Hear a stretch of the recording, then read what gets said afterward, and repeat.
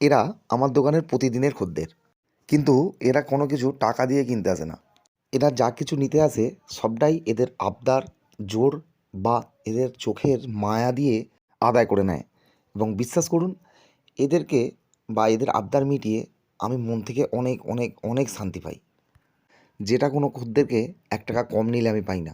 কিন্তু সেই জায়গায় এদেরকে 5 টাকার বেশি খাওয়ালে আমি অনেক অনেক মন থেকে শান্তি পাই। কখনো কখনো আবদার মেটাতে দেরি হলে এরা মোটামুটি জোর জবরদস্তি ভিতরেই ঢুকে পড়ে, কারণ এরা সময়টা খুব ভালো বোঝে। এদের দেখে অনেক কাস্টমার পালিয়ে যায়, আবার এদের দেখে অনেক কাস্টমার ভালোবেসে দোকানে আসে। তো যারা পালিয়ে যায় তাদের কথা ছাড়ুন, যারা ভালোবেসে আসেন তাদেরকে নিয়েই আমি খুশি, কারণ এরা পাশে আছে।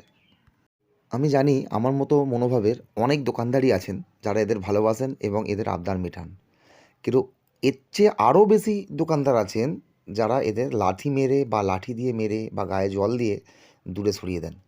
তো সেই সমস্ত দোকানদারদের উদ্দেশ্যেই এই ভিডিও। প্লিজ এরকম করবেন না। 2 পিস করেই তো বিস্কুট দেবেন, একদিন দিয়েই দেখুন না।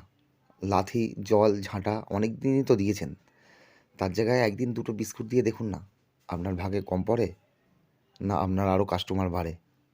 একদিন বিশ্বাস করুন, একদিন বিশ্বাস করে দেখুন, একদিন বিশ্বাস করে অন্তত 5 টাকার বিস্কুট খাইয়ে দেখুন। আপনার লস হলে কথা দিচ্ছি টাকাটা আমি রিটার্ন করব।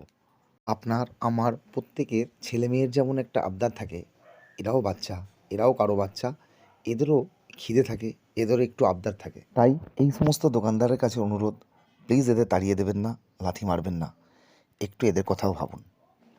আর দর্শকদের কাছে অনুরোধ, প্লিজ পারলে একটু ভিডিওটি শেয়ার করে দেবেন, যাতে এই সমস্ত দোকানদারদের কাছে ভিডিওটি পৌঁছায়।